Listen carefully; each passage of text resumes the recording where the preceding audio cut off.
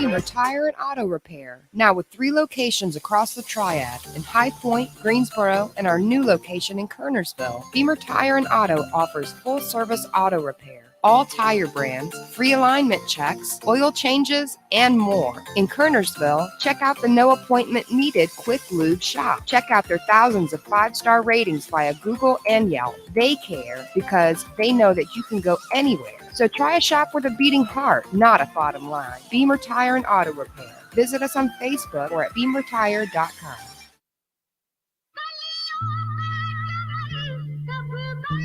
Carolina Cobras. If I take that field, if my game starts to slide, I have no fear. If my brother got my gun, Catch them all season long. That's all we got. That's all we got. On your home for Triad Sports. Oh, are we right? Are we right? Oh, Tobacco Road Sports Radio.com.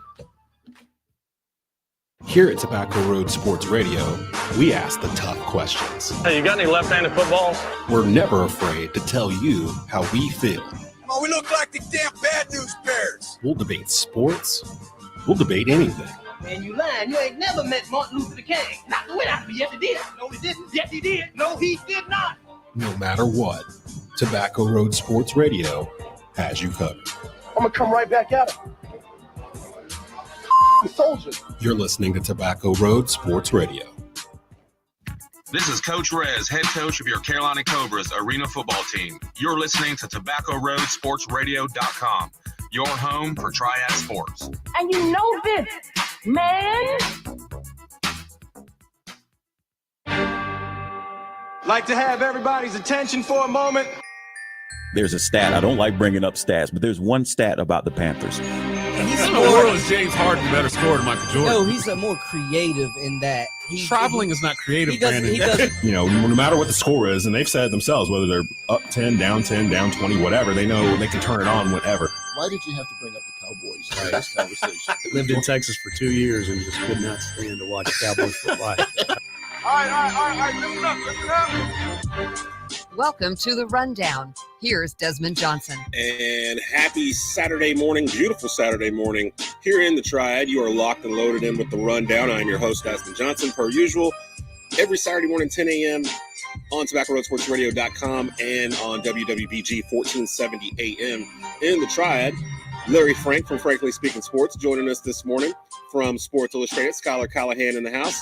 And from the hotness of North Dakota, Brandon Blakeney making an appearance on the Rundown this morning.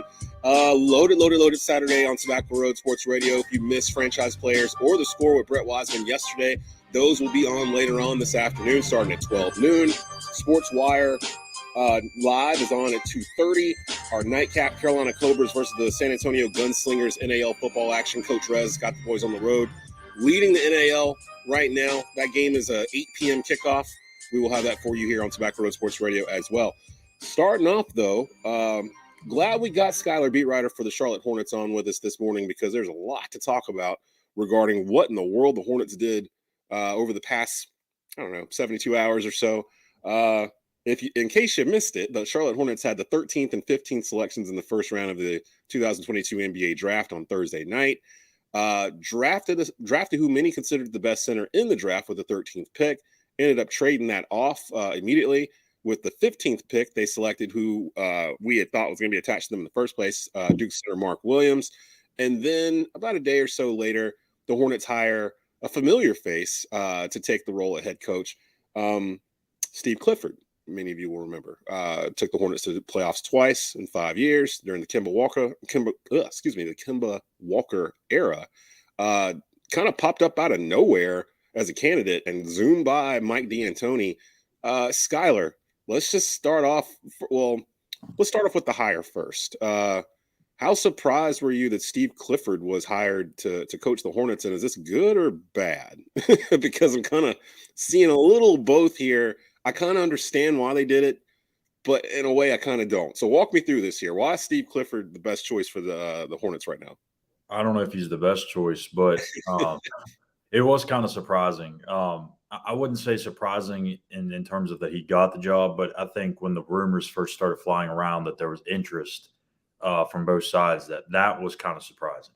And then after that, it kind of seemed like everything was going to head in that direction. So, for whatever reason, I don't know what happened with Mike D'Antoni. We tried to get confirmation about whether or not that interview happened, and Mitch Kupchak didn't want to say anything. So I felt like he knew that this was going to come out soon, but he didn't want to give it away. So, when I look at Steve Clifford, like I don't think he's a bad coach at all. Like maybe one of the best defensive coaches in the league and has a well-respected resume. And I think a lot of people think highly of him. But when you look at everything that Mitch Kupchak has said this offseason, whether it's he wants the young guys to play more, he wants a new voice, he wants to continue to play up-tempo, and then you go and get a guy that likes to play his veterans. You got a guy that has a familiar voice, not a new voice. And you got a guy that I don't know how they're going to continue to play the way they have in that up-tempo, fast-paced style when they're going to be focusing more on the defensive side. When you play more defense, you're going to weigh yourself down more. So is that same speed going to be there? I don't know. It's just very contradicting. And honestly, I think it was a panic move. I think it was a bit of a reach to go get Steve and bring him back. But to me, it just felt like a desperation move. It did kind of smell like that a little bit in terms of it just kind of came out of nowhere, really. And I was trying to remember why Steve Clifford was fired in the first place, because he had some fairly decent success, but it felt like, if I remember correctly, they wanted a new voice. They had some young players, and like you said, Skylar, they wanted to see the young guys play, so they went for more of a developmental coach, and that's how James Borrego got here. And to an extent, I think that's why Kenny Atkinson had took the lead and ultimately was offered the job. But you're right. I can't figure out what they're doing in terms of how they're going to play. And I was talking about this on Franchise Players Monday night with JP Mundy and Ryan Stone, where people were so concerned about who the player was going to be that the Hornets picked. And I'm thinking, how do you know who to pick if you don't know what offense you're going to run? So let's go back as I bring in Brandon Blakeney here to the draft. We kind of all knew that Mark Williams was probably the one they were targeting just off of the situation the Hornets were in. You didn't know what kind of offense you were going to be running, but you knew no matter what, you needed a rim protector. You needed someone that could be down in the paint and intimidate guys. And I joke about it all the time. Everybody knows I'm a Carolina fan. Mark Williams affects shots. Mark Williams affects you coming into the lane. He's there. So I saw so many times where he might not have got the block, but he altered the shot, or he made you think twice about how you were going. And the Hornets had nothing like that. So I get them drafting him. I'm fine with that. I've had to explain this a couple of times to people. Skylar, tell me if I'm right or wrong with this.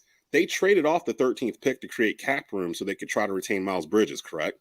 Yeah, that was partially part of it, but I think they also too they knew that they wanted to get picks moving forward, and like Mitch said, they didn't have a 2023 first round pick next year, so now they do have that. They have some extra second round picks, which they traded to anyways to trade back up to get Bryce McGowan's, but.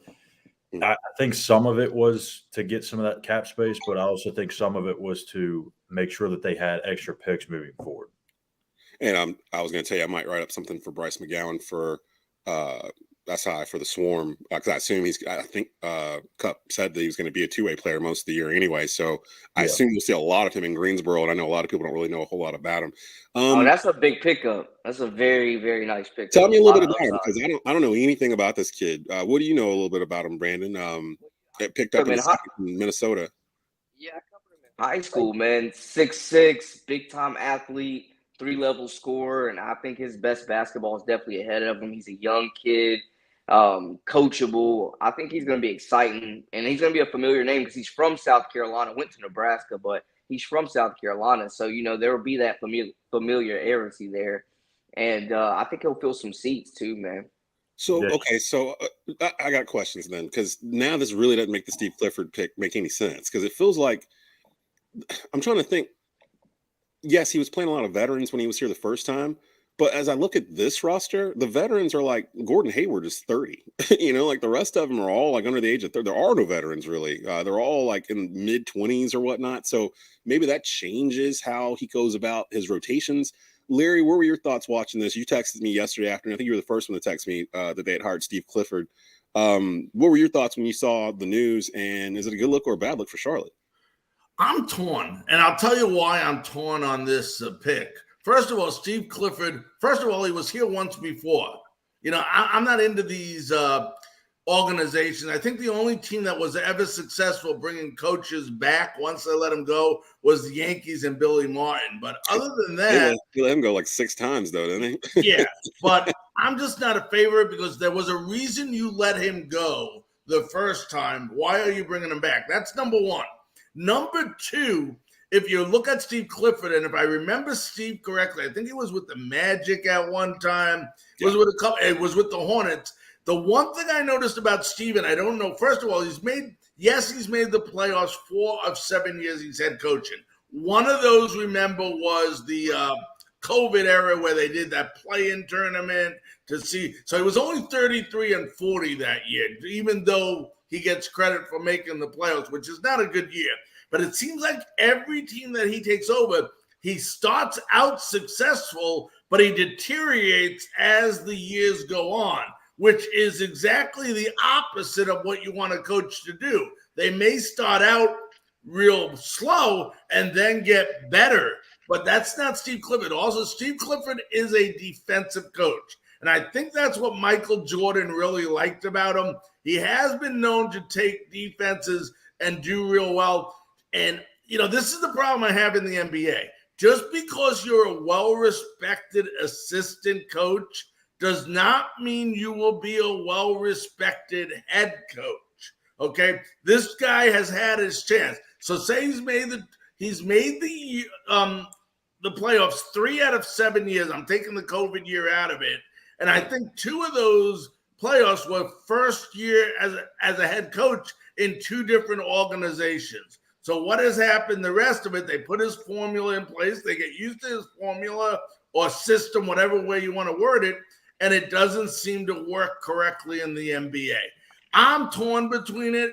I know he's well-respected, but to me, the expression I would use, it was not the sexy move. I think I wanted D'Antonio out of the 2. I really did. I've seen people go towards that D'Antoni one, and I think me and Skylar were a little like, because every place he's been, he's taught 0 defense. So it was like watching this Hornets team throughout the past year and a half or so with LaMelo running it, offense hasn't been their problem. They've been able to score whenever. It's when they come out flat and they're down 25 with like 8 minutes to go in the second quarter, and they have to like fight all night to get back to a legitimate type of game. That seemed to be their issue, where they would either come out flat or— But let me ask you, is that defense? I don't know. Is that defense or is that preparation? Because when a team comes out flat at the beginning of a game, to me, it's preparation, because you're not prepared for what they had to bring out to begin with. And then you're trying to make adjustments. And before you know it, you're down, like you said, by 15, 20 points.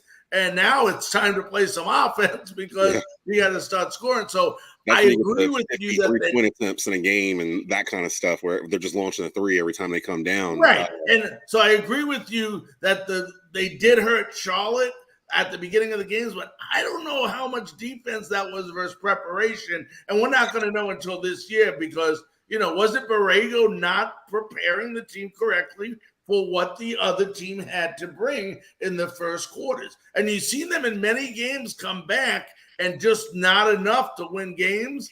That's adjustment. So you're right. Defense, they weren't great, but I think preparation, they were worse. Clifford, over 5 years in Charlotte, tallied a 196 and 214 record. He led the Hornets in the NBA playoffs twice. He was fired after the 2017-18 season, but then he was immediately hired by the Orlando Magic. Coached 3 years there, had 2 postseason appearances in Orlando, and then they mutually agreed to part ways after the 2020-21 season. I wonder if what's his record as a head coach overall? Do you have that? Overall, no, not exactly. I mean, but he's under 50%. I know. Yeah, he's under 50%. He's like 0.458, something like that. And that's what you're hiring. And that's what you're hiring. It makes me wonder if it's a bridge hire. Have we seen the terms, Skylar, of the contract? Is it a short deal, or do they do a 4-year deal? I was actually trying to find some of the stuff I had on it. I can't figure out where I put it, but it was a 3-year deal, and something within the contract, I'm not sure what it was, made me feel like that it was almost like a 1-year kind of like not a tryout, but you know what I mean, like a 1-year see what happens. But I can't figure out where I put it. I had it somewhere here in my files. I'll have to keep digging for it. So let's circle back around to Thursday to the draft itself, with the Hornets drafting Jalen Duren at 13. I didn't know who he was until ESPN rolled his highlight package.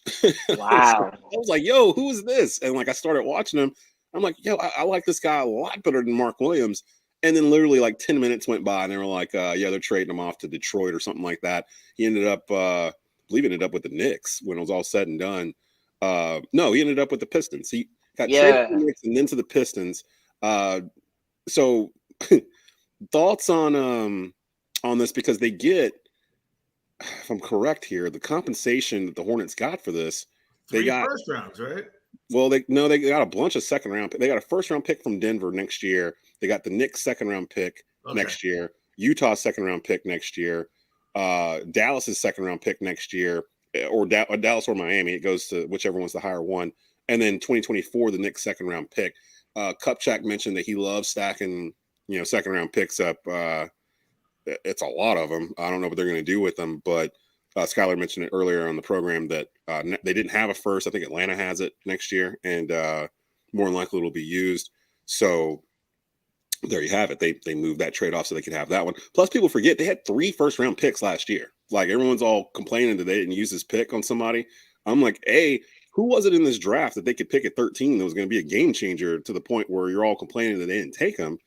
And B, they just drafted 3 guys that we haven't really seen. And actually, Mitch mentioned that in the press conference, that he felt like that they were kind of coming in as a rookie class too. James Bouknight and JT Thor and who am I missing? The other big man that they drafted last year. Kai Jones. Kai Jones. So, I mean, they have those guys who all 3 of them, I think, are under the age of 20 years old. Then they just drafted Mark Williams, who I think is around 20 years old and is probably going to get a chance to start right away. This is a really young team, so I'm not really sure. And what did I tell you for a year? Desmond, what did I say 2 weeks ago on the show? And I said that they're going to go after 1 or 2 guys. They're going to go after Mark Williams or Jeremy Sochan, or Sokin, however you pronounce his name. And he went a couple picks earlier. He went up. As soon as that happened, the only thing that I thought, I picked this draft exactly the right way for the Hornets. The only thing I got wrong was I thought they would trade the 15th pick and keep the 13th pick. They did it the opposite way and did the trade with the Pistons. But Mark Williams was their guy all the time. They liked Mark Williams. Really obvious. It was gonna be they made it very obvious. The only thing I did not like about this NBA draft, I love to get some opinions from you on this, is I don't like the way they do it. And I'll tell you why. Here you got a player being drafted, then he's being traded. The darn player doesn't know where to be excited. Is he going to New York? Is he going to Detroit? Is he going to Italy? Where the heck is he going? And where in the other sports you make the trade first, then the team would come on, like the Pistons, and announce. But this guy's talking with a Knicks hat on, and he's not even playing for the Knicks. He's playing for the Pistons. I don't like that, and I don't think it's fair to the individual player because they don't know where the heck they're going. And, I noticed that too, watching it. I wasn't planning on watching draft night, but I started watching around pick 5 or 6. No, I started from the beginning. My wife got on the phone, I think with her mother or somebody. So I was like, well, I guess I'm gonna be here for a while. So I just started watching the draft, and I got all the way past 15 with the Hornets, and I turned it off. And I noticed that too, where I think when Jalen Durant was drafted, he was wearing a Hornets hat. He was getting interviewed by Monica McNutt, and I think she said it to him like while he was sitting there, like, well, we don't know exactly where you're going, but how do you feel? She did. It's like, what? Yep. So, and she did that a couple of times during the night. I understood she was in a tough spot because it's so fluid. But to Larry's point, you're right. The NBA is the only one where it's really rare for them to trade the picks before they pick them. It's almost like the teams pick the players and then they swap the players, which makes it harder on the player. I did want to make it worse. And then to make it even worse, you have the teams like the Hornets out there putting out a picture of Jalen Duren saying, "Welcome to Charlotte." Like, you're making it worse. Like, why are we doing this? Like, it made that like 20 to 25 minute span. You already knew you were trading him. Like, why would you put that out? Yeah. Well, his response was crazy. I think they were going to trade him. What was his response, Brandon? His response was crazy though. When he posted the pic of Kobe in the Hornets hat, and he pretty much like mimicked it. Oh man! Wait, did you think they were going to trade the 15th pick for a coach? I don't even know if you can do that in the NBA. I know you can. Yeah, you can actually. NFL. You can trade but I'm kidding around. I'm being sarcastic. But you can do that. No one out there.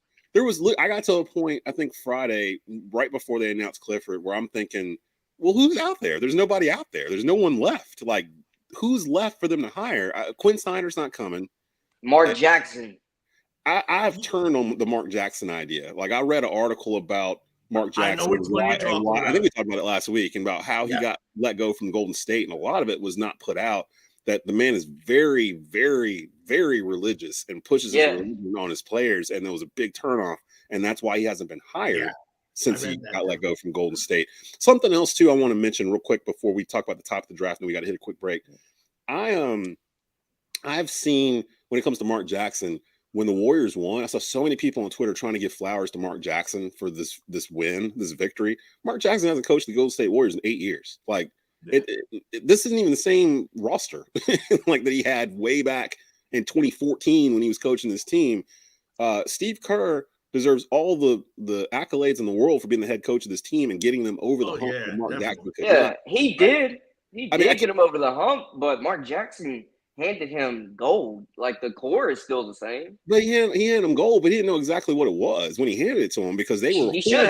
He was horrible on offense as a coach with Golden State. They were like towards the bottom of the league. They were on defense. They did not play hardly any defense. I was about to say they used to score points. Yeah, they were. But that was also pre-Draymond. That was also pre-Draymond though. Like, I just feel like the only people left are Clay, Steph, Draymond. Out of that core from when he was there, and he really only had them for what, like 2 years, something like that. So it's like saying Doug Collins is responsible for the Chicago Bulls dynasty because he had Jordan and Pippen and those guys a year or two before Phil Jackson took over and ran. You know, it's the exact same thing. It's like Doug Collins had nothing to do with the 1998 Chicago Bulls, like at all. Mark Jackson has nothing to do with these Golden State Warriors that just won 4 in 8 years. He's a great guy. I thought about him with Charlotte, walked off the ledge, but real quick with the top of the draft, how surprised were you that, starting off with you, Brandon, how surprised were you that Paolo Banchero went number 1 overall? Was he the best player in this draft? Oh, absolutely. I don't think it was a surprise at all. I saw like all the talk about Jabari Smith, who's also another talented guy. I think he fits better with Houston, but Paolo, man, he's just a monster. I think he's going to be an impact player from day one. I think the Magic have a lot of interchangeable parts. They got a lot of length. Cole Anthony, Jalen Suggs, solid backcourt. I hope Jonathan Isaac comes back and is healthy for those guys. But yeah, they made the great pick. They took the franchise guy here. Let's take a quick break. When we come back, I'm glad Brandon's with us this week because I know one of his guys is Kyrie Irving, and Kyrie Irving has been. I don't even know how to describe what's happening in Brooklyn. It takes Kyrie Irving to make me feel bad for Kevin Durant, like for what's going on right now. And I'm not even sure if I feel bad for Kevin Durant. We're going to talk about this. Kyrie Irving might be on the move. He might be testing free agency. Can we see a reunion between Kyrie Irving and LeBron James in LA, which is something that I actually asked for on this show 3 years ago, that they should have went after him when it was falling apart in Boston. But it just never happened. If it happens, I hope they lose. We'll be back in just a bit. You're listening to The Rundown, WWBG 1470 AM at TobaccoRoadSportsRadio.com. You're listening to The Rundown with Desmond Johnson. Blue Naples Pizzeria in Kernersville is now hiring. Come work for one of the best Italian restaurants in the Triad. Currently hiring dishwashers, cooks, front cashiers, and more. Great hours, great pay. Give them a call at 336-993-7707 or stop by and inquire at 1519 Union Cross Road in Kernersville. Start working this week. Blue Naples Pizza.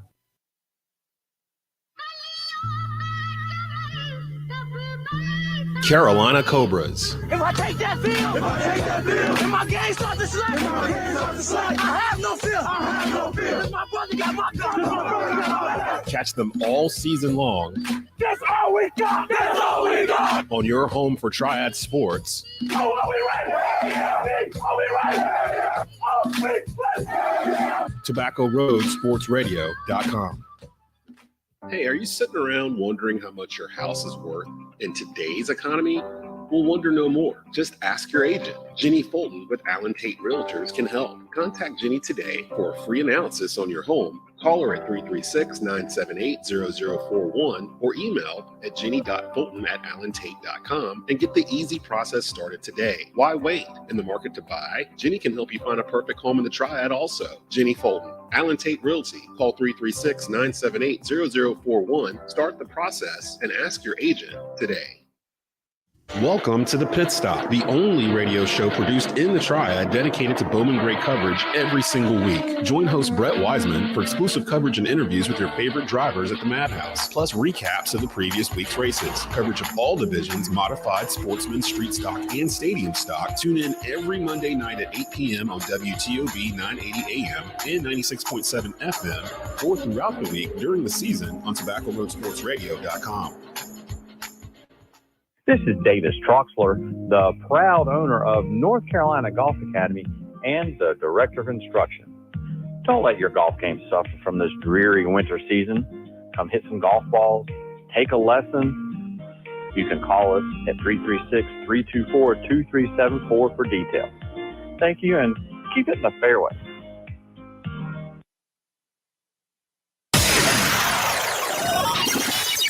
You are locked into Tobacco Road Sports Radio, your home for Triad Sports. And you know this, man. Back to the rundown with Desmond Johnson.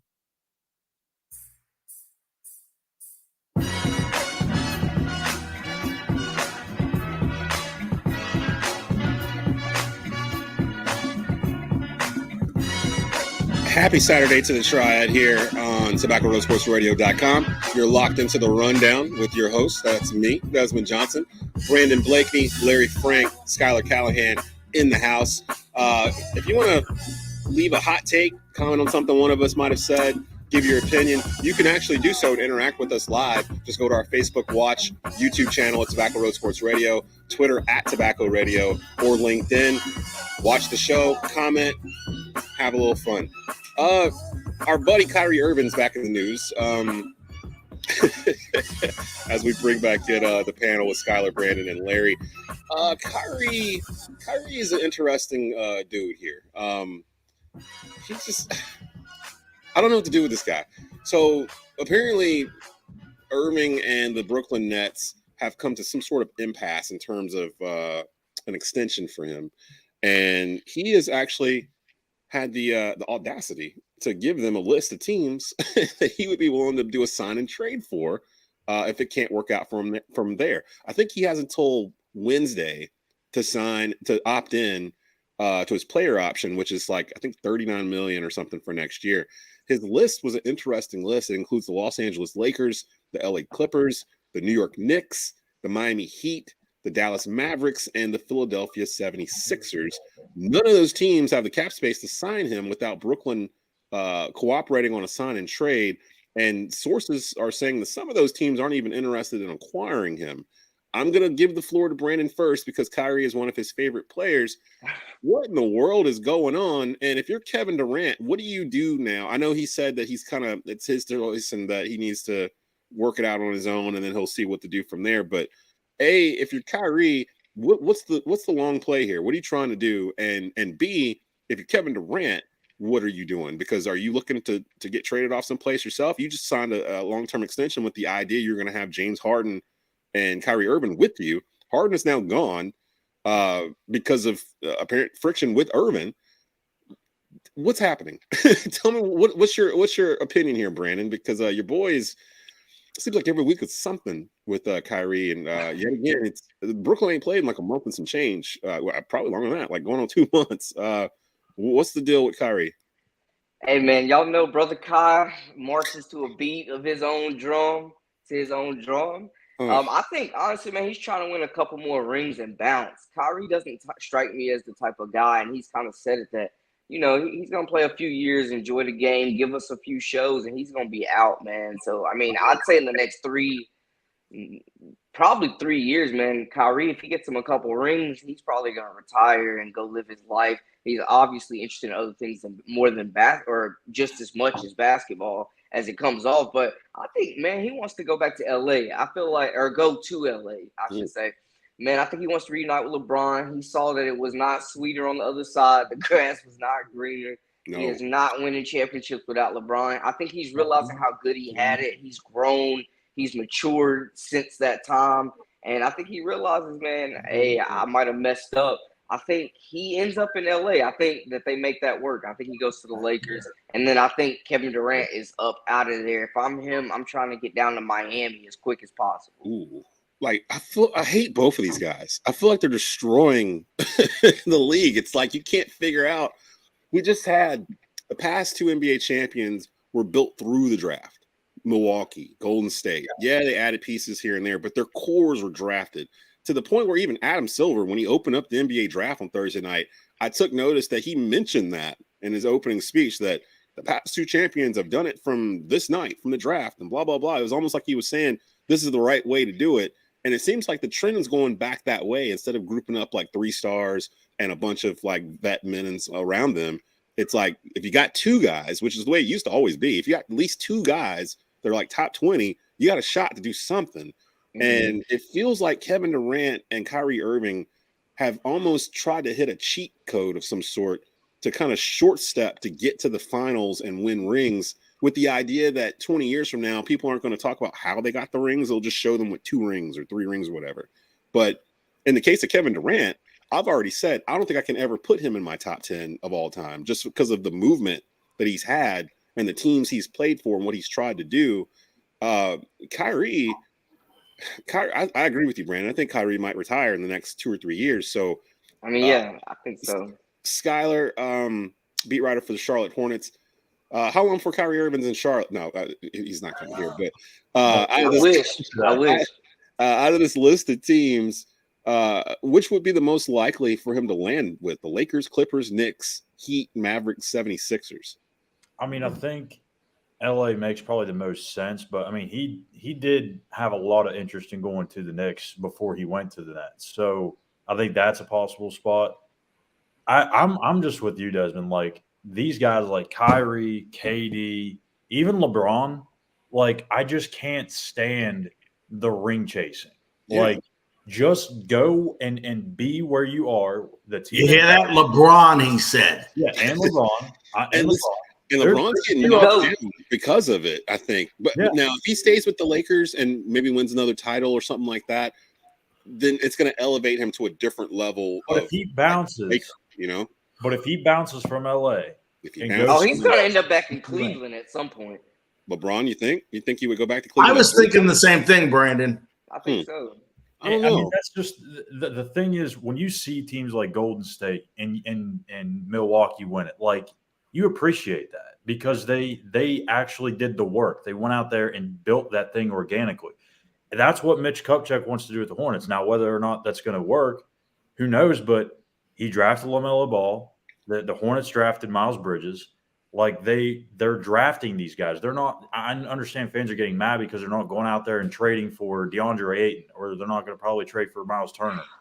But this is what they want to do. They want to build it organically, and it's also the cheaper way to do it. So when you go out and get guys like Kyrie Irving, you're not only bringing a $40 million price tag along, you're bringing drama, you're bringing instability, you're bringing a guy that may not even play half the year. So I heard the part about him running practices after Steve Kerr ran practices, and I'm just like, huh? Like, you're gathering guys to run a separate practice after the coach just ran a practice. This is the same dude that said at the beginning of the year when they hired Steve Nash, excuse me, that they didn't even need a coach. Like, he showed us who he was at the very beginning, and we chose to ignore it. And like, Do you want – and for Hornets fans that are going to start bringing this up, because it's going to happen at some point where the fan base is like, oh, yeah, bring Kyrie back to North Carolina. Do you want Kyrie Irving? No. He was only here for like 8 games. If that same mindset gets to LaMelo, he's going to go start wanting to go ring chase too. Yeah. I just saw LaMelo bought like a $20 million house in Los Angeles like last week or whatever. And I was like, oh, that's that Puma money. He's not necessarily attached. Now, he said all the right things that, he loves it in Charlotte, play for one team, all that good stuff. But he's 20. Yeah, we'll see. When he's 25, that might look completely different. Larry, out of these teams that Kyrie has put on his list, who would be the best fit for Kyrie Irving? No one, because Kyrie Irving is a cancer to any team he goes to. Look what he did to the Nets. He took a team that people were talking about becoming a dynasty and completely ruined it. Completely ruined it because of his ignorance and his selfishness. And you know what? You talk about, some people are talking about him going to LA. LeBron and him will kill each other because they're going to both want the stage. And don't tell me LA has enough room for both of them to be on stage. It won't happen. I mean, I think they do. You got to look at Ant Davis. Ant Davis is the alpha in LA, really. Now, like, AD was getting those shots during the title run. But will LeBron stand 3 years ago when they were looking for AD? Kyrie has. This is why I wanted Kyrie in the first place, because I was like, okay, I can see the line of succession because I'm a Laker fan. So it was like, okay, you got LeBron, you get AD, you signed Kyrie when he went to Brooklyn. He was if I'm not mistaken, he was a free agent when he signed there. And that way, when LeBron retires, you hand off the torch to AD and Kyrie, and you keep going. You keep that traditional Laker big man point guard relationship there, and LeBron gets a ring or two out of it and walks off into the sunset. Instead, Kyrie decides to go make his own thing, realizes that it's wrong, he can't do it. I feel like the only person in the league that Kyrie would actually listen to is LeBron James. Like, he's the only one he would look up to and fall in line and be happy being his Robin, because that's where he's had the most success. He's never been past the second round of the playoffs without LeBron James on his team. Like, Kyrie will not listen. Kyrie will not listen. Kyrie is selfish. And why would you want a guy that you can't even trust to play here? Like Skylar say, that's not a team player. That is not a team player. You don't need two freaking egos like LeBron and Kyrie in LA. Look, they didn't win with Westbrook. Why? Because the egos got in the way. The egos are going to go. They were just kind of bad. Yeah, they were. Okay, but you have stars that are bad. Why? You know what? I would love to see it, Brandon. I would love to see Kyrie go to LA and for them to come in the bottom of the conference, because I don't see it. Not with that three. But you know why? Because you don't build a championship by buying people. You build a championship through the draft. I mean, both ways have worked. LeBron kind of ushered this in. LeBron ushered in this era of linking up with Celtics kind of. I put that more on Danny Ainge and Kevin McHale doing that. They're not the first super team. What about Barkley and that Rockets team? They were old. They were like in their mid-30s last time they got together. The Lakers had Gary Payton, Karl Malone. Gary Payton was 40. Hey, they still tried to build a little. How about the current Celtics? How are they doing it right now? Through the draft. It's changing. You're right what you're saying, Brandon. But the time of buying works. That's all I'm saying. Both ways work. Wait, hold on. Both those teams, there's a difference here, though, because the teams that Brandon mentioned, the 04 Lakers and I'm talking about today. Rocket teams. Yeah, I know. I'm just saying that the Celtics with Kevin Durant and Ray Allen, those guys, those teams were built by front offices, not by the players. The difference here in Brooklyn, Kevin Durant and Kyrie Irving talked to each other and decided to go there together. Like, it didn't matter that the GM of the Nets wanted them. The players chose to go there and play. Right. I mean, players are closer now. Yeah, and the Olympics still are that. Yeah. Players were still making deals back then. They're still talking about it. Like Karl Malone, I'm sure he had a conversation with Shaq and Kobe. Oh yeah, but again, he's not in his prime. Like these guys, Durant's in his prime, Irvin's in his prime, LeBron was in his prime when he linked up in Miami with D Wade and Chris Bosh. They were in their primes. Like they were taking shorter deals to line them up so they could go someplace together. And back then, before the '92 Dream Team, that never happened. Like The 92 Dream Team actually ushered in all this because that's when they all started becoming friends. Desmond, and then We weren't friends back then. Yeah. Desmond, you want my hot take? You want my hot take? Eric, yeah. If Kyrie goes to LA, they are still a playing team. Because Kyrie and Anthony Davis combined still may only play 50 games for the season. See, that's the If problem. If they're healthy, that's a title contender. Yeah, if they're healthy. That's a but restrictions are also different in LA than New York, so he'd be able to play. You got to look. But he come up with something else. He took a week off when the George Floyd thing happened because he was just out there getting buckets and fasting. He played better than KD, and he was drinking water. The rest of the West is so good. Like if you I agree though. Like Utah, if you look at Utah, Denver, Phoenix, the Clippers. State. I mean, Utah without Gobert, though, if they end up trading Gobert, we don't even know what Utah's going to look like. True. I will say that. But if you look at all those teams in the West, I don't know that you can look and say, even if they do have Kyrie, that they're going to for sure be a top 6 team in that conference. I just don't feel like LeBron needs to retire to kind of keep his spot on the top 10, but he's going to play to surpass Kareem. And then I don't know what happens after that. He hasn't committed to the Lakers beyond, I think, next year. So going back to Skylar's point, what you got to weigh out is Kyrie worth the drama that he brings with him to LA? No. His talent matches it if he plays. If he plays, we got McCaffrey all over. Yeah, exactly. He plays. There's that when McCaffrey's out there. I gotta let the panel go. We got Dave Goren from the National Sports Media Association coming up here in just a bit. It's awards weekend here in Winston-Salem. Rumors there's a Charles Barkley sighting somewhere in Winston. They're honoring the golf course. Yeah, they're honoring one of my all-time favorites, Stuart Scott, going into the Hall of Fame. Of course, Winston-Salem native, graduated from R.J. Reynolds, went to UNC, and of course, we all know what he did, ESPN Sports Center. Dave Goren, up next. You're listening to The Rundown here on TobaccoRoadSportsRadio.com and WWBG 1470 AM. You're listening to The Rundown with Desmond Johnson.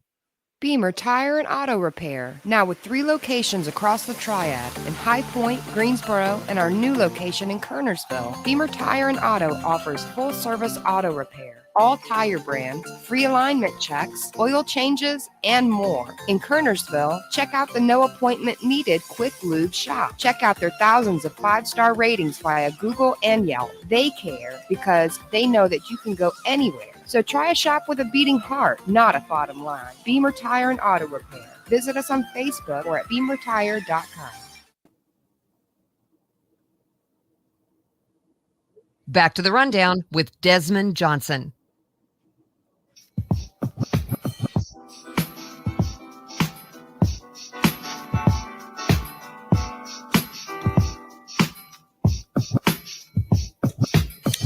Welcome back into the Rundown here on WWBG 1470 AM and TobaccoRoadSportsRadio.com. Keep in mind, every Saturday morning, you're able to watch us now. Facebook Watch, YouTube, Twitter, LinkedIn. We're all over the place. If you want to participate in the show live and interact with us, our crazy takes, if you want to give one yourself, you can do so, as you see at the bottom of the screen there. Just go to our YouTube feed or our Facebook Watch. Actually type in your question or comment. We will answer it live on the air. I'm your host, Desmond Johnson, here with you every Saturday. And joining us right now, he is the director of the National Sports Media Association, based right here in the Triad in Winston-Salem. Dave Goren, friend of the program. What's going on, Dave? How you doing? I know you're not too busy this week, right? No, not at all. And first of all, let me say thank you for having me, and thank you for the Toto walk-up music there. That was you like that? Good stuff. Yeah. I did. We try to mix it up. One of the more underrated bands of the 70s and 80s, I thought.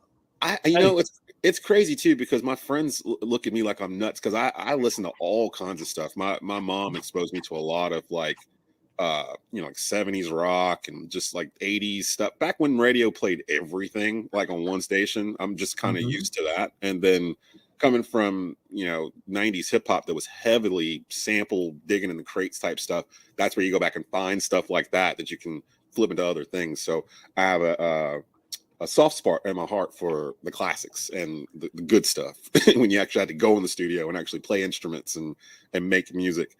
This is a huge weekend for Winston-Salem. First time really in the past couple of years you've really been able to do it this big, the 62nd annual SNMA award weekend. I wanted to focus on the 4 that are going into the Hall of Fame this year. First, Dave, Curry Kirkpatrick, UNC graduate, wrote for Sports Illustrated for years, Newsweek, ESPN, the magazine, and Jackie McMullen, former Boston Globe writer. Younger generations probably know her better as her role on ESPN, which I think she just recently kind of wrapped up. A fixture on the NBA programming with them. Always in the middle of something. She's always got the scoop in terms of what's going on with the stars in the league. Give me your thoughts on both Kirkpatrick and McMullen and what they have meant to sports writing, basketball in particular. Well, Curry Kirkpatrick, for my money, is one of the best of all time. Nobody could turn a phrase like he could. A lot of people try to be funny. He just was. I mean, some people have that gift where they can write funny, and Curry Kirkpatrick could write funny. He's one of those, long form profile writers that SI had that they were blessed with, such as Frank DeFord and Lee Jenkins later on. And, you could go Rick Riley, Gary Smith, just some of the all-time greats. And, you would know the subject of his profile better than that person probably knew him or herself. I mean, that's how good he was at doing what he did. And then Jackie McMullen was actually contemporary when I started in the TV business in Providence and Boston back in the mid 80s. She was just starting at the Globe. So we used to run into each other all the time at, Celtics playoff games or Bruins games or Red Sox every once in a while. So, I've known her for 30 plus years, and I think it's a sign of her getting old when your contemporaries start going in the Hall of Fame. But she knew the game of basketball and still does better than anybody. She played in high school. She was very good. She played at the University of New Hampshire. So she came by her basketball knowledge firsthand and is as good as anybody who's done it in the last generation and a half. And then the third member going into sportscaster Hubie Brown. I think a lot of people don't remember or they never knew that, Hubie won an ABA championship as a coach. Also coached in the NBA and then started his sportscasting career there.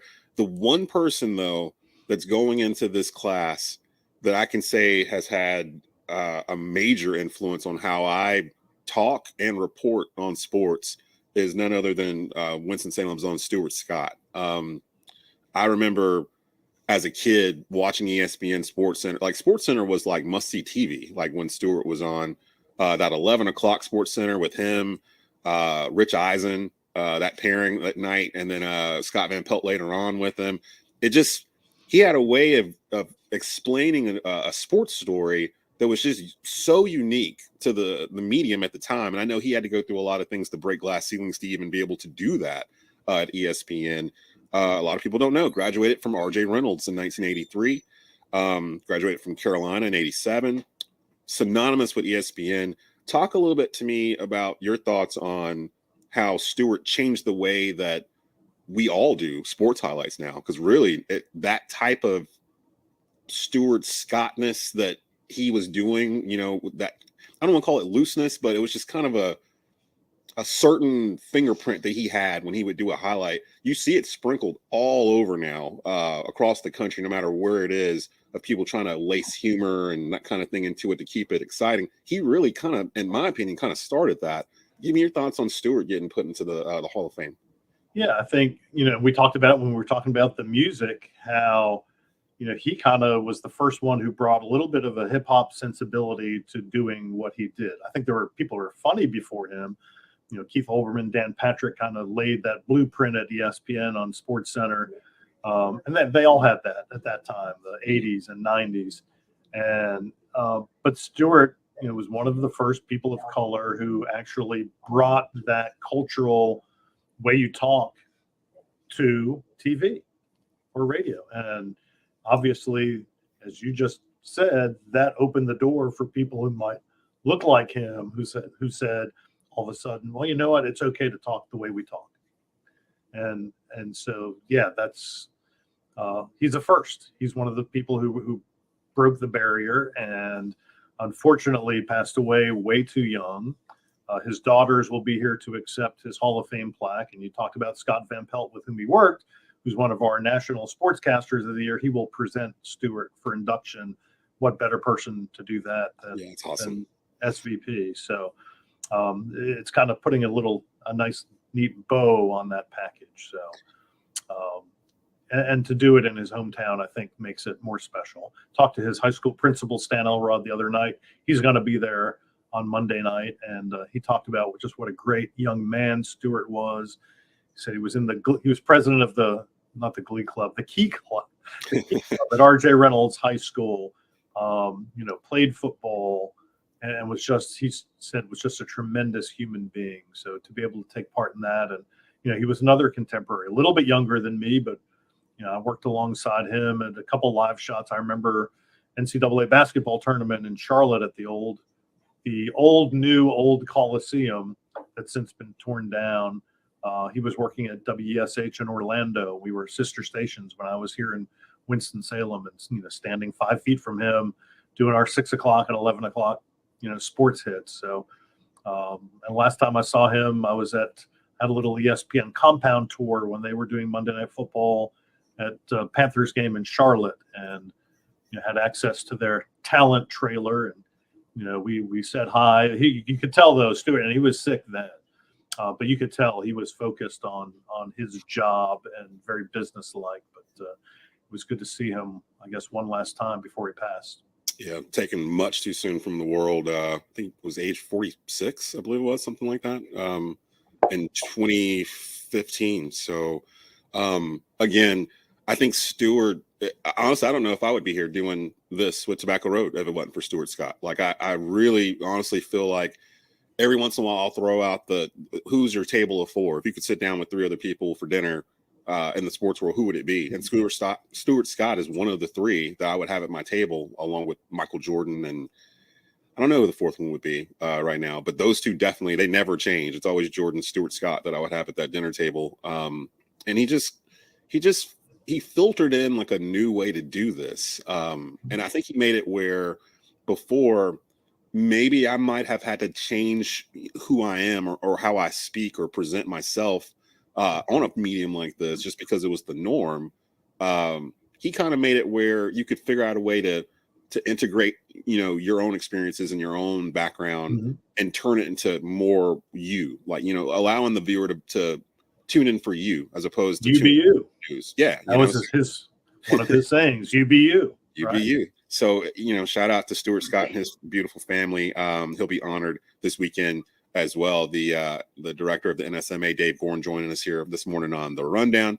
The NSMA awards finally this will be the first kind of normal year for you guys since the pandemic kind of happened. Is that right? Yeah. I don't know that we're back to normal. We had the short turnaround because we did the canceled, postponed 2021 banquet in December. So we've had, that was the last time we were speaking to each other. Yeah. Six months, which is not enough time to get ready, but here we are. People show up today and we go. Yeah. And then, but it's the first back to late June since 2019. So at least get back on our regular schedule. One of the beauties of moving it to the last weekend in June was we were out of NBA and NHL finals, but NHL still going on because they're now a week later. I'm hoping they'd go back and start a week earlier and end a week earlier next year, just in case we have any hockey winners. Yeah. And then baseball, obviously, those people are working in the season, hard to get them unless maybe, we've had some people fly in just for the big awards banquet on Monday night because it's an off day in some respects for some teams. The National Sportscasters of the Year 2021, a tie for the first time. I love who tied. TNT's Ernie Johnson and ESPN's Scott Van Pelt. We were talking about Stuart Scott and how he kind of ushered in this kind of wave of guys that are able to walk to the beat of their own drummer, I guess you could say. Ernie and Scott, you can almost say Scott Van Pelt's a disciple of Stuart Scott to a certain sense, in terms of he kind of took that torch and ran with it. He's kind of the main, well, he's not kind of, he is. He's the main guy on ESPN right now. They've positioned him at night alongside, Stephen A in the mornings. Scott Van Pelt is what puts you to bed at night in terms of taking over that 11 p.m. Sports Center. And then Ernie, during the ship on probably the greatest sports panel show out today inside the NBA, having to control Shaq, Kenny Smith, and Charles Barkley on a nightly basis. Talk to me a little bit about both of these guys getting in. And also shout out to Jeff Passan, ESPN's Jeff Passan, the 2021 National Sports Writer of the Year as well. But Ernie and Scott both going in as a tie. How did that come about? And why was there never been a tie before? It feels like this could have happened already. Well, with hundreds of people voting, what are the odds you're going to have two people end up with the same number to lead it? They have the same number of votes. Yeah, so it's meant to be. It's meant to be. Now. And you're right about. And let me go back. You're right about Scott Van Pelt. I think he was the kind of next half generation and contemporary of Stewart and disciple of Dan Patrick, Keith Olbermann, kind of that sardonic look at sports. So.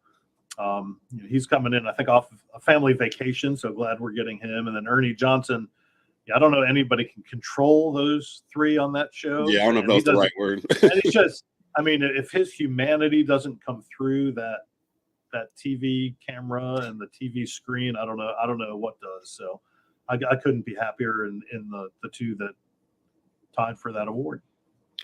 The North Carolina, each state gets their own Sportscaster of the Year, Sports Writer of the Year. In North Carolina, the Sportscaster of the Year was Adam Gold, 99.5 The Fan.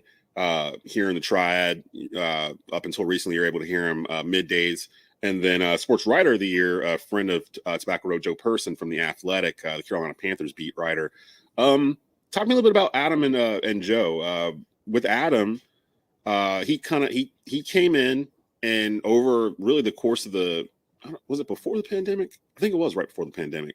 He kind of came in and took over that slot that had been long held by David Glenn, who's been a former North Carolina. I think he was a Sportscaster of the Year in 2019, if I'm not mistaken, or 2020. Correct. So 2019. Yeah, so he came in and took that slot that DG had for a long time across the whole state, really, and turned into his own. He's doing well in the Triangle, and then of course Joe Person has the job of trying to report on what in the world the Carolina Panthers are doing in Charlotte over the course of the past 12 months. With these guys here, they're like guys, they're names that they get put in here like every year.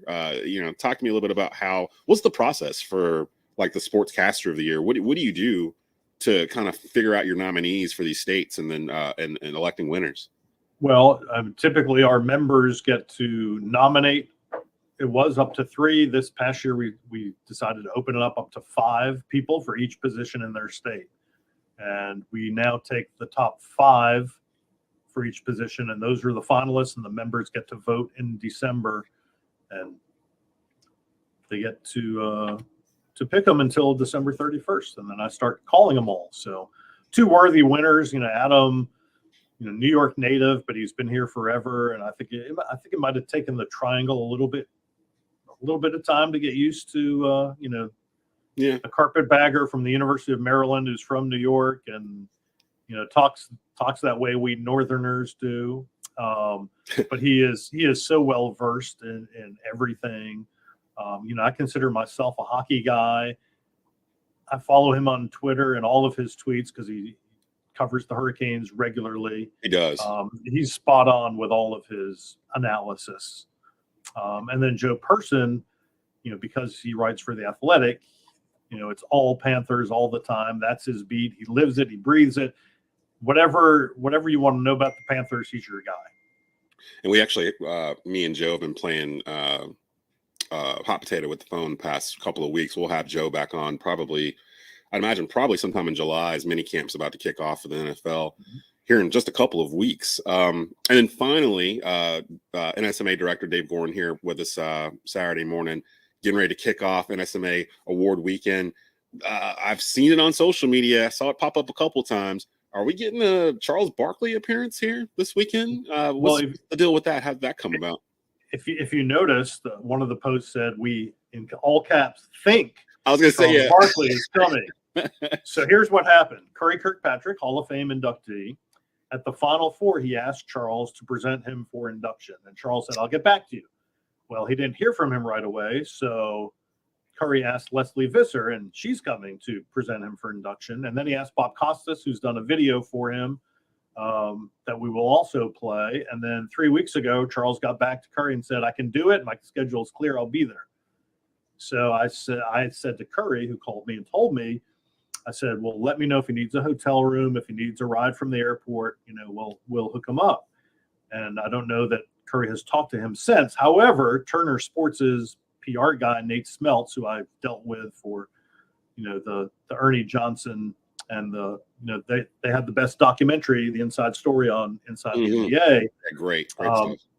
Nate talked to him 2 weeks ago, and Charles told him he was coming. So we think he's coming, and hope he's coming. I love Charles Barkley. I do too. I'm very interested to see Chuck in Winston. A little Charles Barkley story for you. I'm 25 years old, freelancing as a fill-in sports producer at WCVB TV in Boston. And the sports director says, why don't you go down to Boston Garden? Sixers are playing the Celtics. Said, see if you can get Charles Barkley to do a 6:00 live interview with just the earpiece. So the talent's back at the station. I'm walking in now. Charles and I think are about the same age, but still, as a 25-year-old, it's a little intimidating to walk into an NBA locker room before the game and say, hey, will you do me a favor? Yeah. You don't even know me, and come out on the court and do a live interview at 6:00. Charles Barkley did that interview, right? Wow. You think he remembers that? Think he remembers back then? Nope. That he doesn't. Well, will I bring it up if he's here? Yes, I will. And we'll see if he remembers. I doubt it. Well, my friend, I appreciate you coming on. I want to bring you back on as we get closer to college football season. We'll bring you on. We were doing school panels for the Big Four, and of course, I had you on the Wake Forest panel. Wake, maybe, possibly, potentially in position to do some things going into the fall. So we'll definitely keep up with the Demon Deacon football program as we get closer and closer to the fall. We just started summer, and I feel like fall is going to be right around the corner. We actually start football in the summer, not the fall. Yes. Yeah, we get a good month of summer football before fall comes. Pretty much, especially here. I mean, the high school season starts August the 19th. So we're already in planning mode for our high school football stuff. Director of the National Sports Media Association, Dave Goren, here with us. Appreciate you being on this Saturday morning on the Rundown, and we'll definitely have you back soon, my friend. Have a good day. Have a good rest of your weekend. Thanks. Coming up, more from the Rundown here on TobaccoRoadSportsRadio.com and WWBG 1470 AM.